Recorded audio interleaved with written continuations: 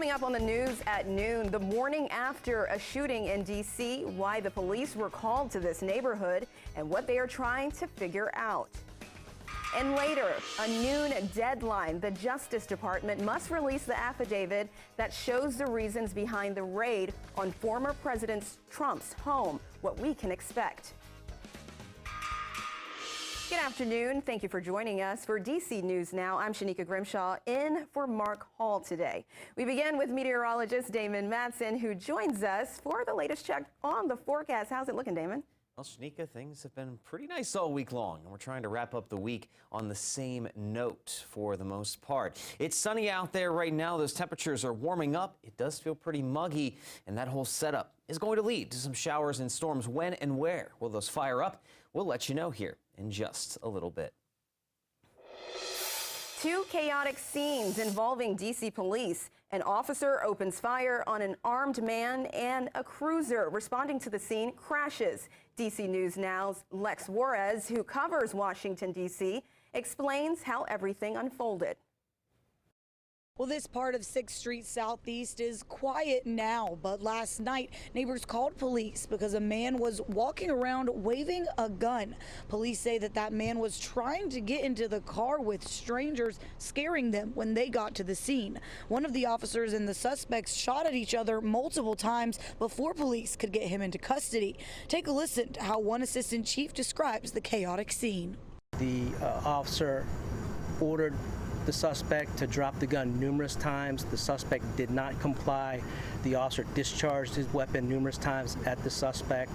The suspect got in the car, and then there was another discharge of the firearm by the suspect. Nobody was injured in the shooting, but 5 people were hurt when a police cruiser crashed on Alabama Avenue on the way to the scene, and that was about 2 miles away from where the shooting took place here.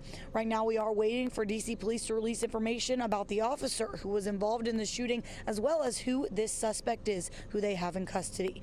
In Washington, Lex Juarez, D.C. News Now.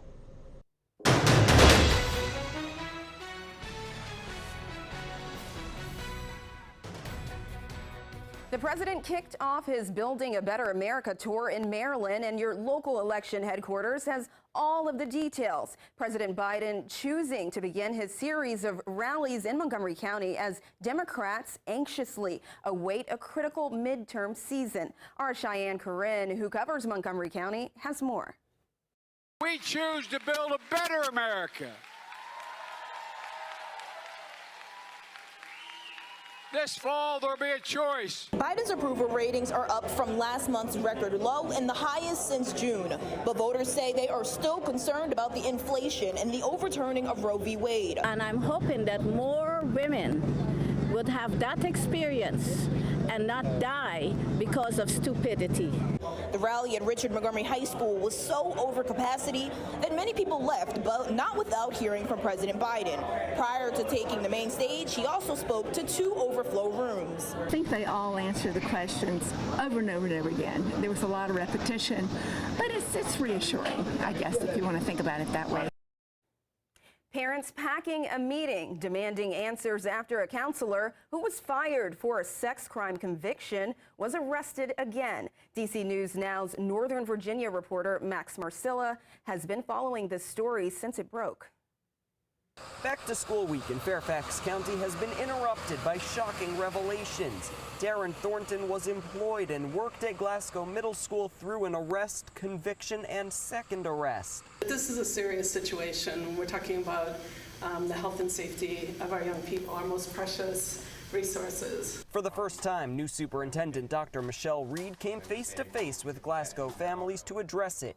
She began by citing some issues with Virginia policies and the relationship between school districts and law enforcement. At no time should some communication of this important safety nature be left up to one email or one phone call or communication between 2 people. These emails DC News Now received through a Freedom of Information Act request show Chesterfield County Police's notification of the arrest never went through. The previous superintendent's email was mistyped.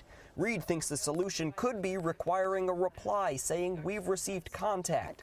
Parents like Stacey Ali Ibrahim just want to make sure this doesn't happen again. How do we know there's not other instances where law enforcement has emailed somebody within the school system and said, hey, so-and-so was arrested for bank robbery, and that hasn't gone to somebody else's spam folder. How do we know that hasn't happened as well? I would like to tell you guaranteed it hasn't happened, but I can't make that promise at this point. Reed says she's directed HR to review every current employee record to ensure accurate background checks. As for how the conversation was perceived by parents, it was a really tough spot to be in. This stuff happened before she arrived, and she's owning it, and I respect that as a parent. That was Max Marcilla reporting. DC News Now learned from one of the board members the counselor was fired in June and had not been inside of the building since March. 2 teenagers are dead after a crash on I-81 in Washington County last night. Maryland State Police say 17-year-old Tyler Josen Hans of Hagerstown was killed while he merged onto the highway and hit a tractor trailer. 15-year-old Clayton Node of Clear Spring was in the back seat. He also died in the crash. A third teen was flown to shock trauma in Baltimore, where he is being treated for his injuries. 3 people have been arrested and charged for 2 armed robberies at AT&T stores in Rockville and Bethesda. Police say Jelante Malik Cole, Sammy David Smith, and Rayvon Marquise Drayton allegedly hit the victim in the head, then forced the employees into the back office. They broke into a safe where they stole iPhones, iWatches, tablets, and AirPods. They also took money. The other robberies happened in Bethesda earlier in the day. All suspects have been charged with multiple charges of armed robbery and first-degree assault. An update this afternoon on the apartment fire in Rockville, which left nearly 30 people without a home. Fire department officials say the cause of the fire was most likely accidental.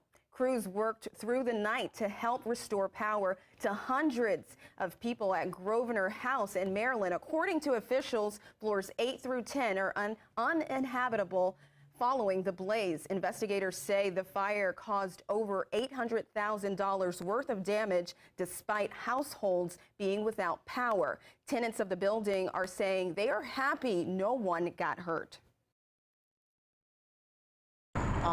My bathroom does not exist anymore. I have water damage throughout because the fire department was in there and the door is a mess. The blessing is I'm still alive. Now the Red Cross has been assisting those who have been displaced.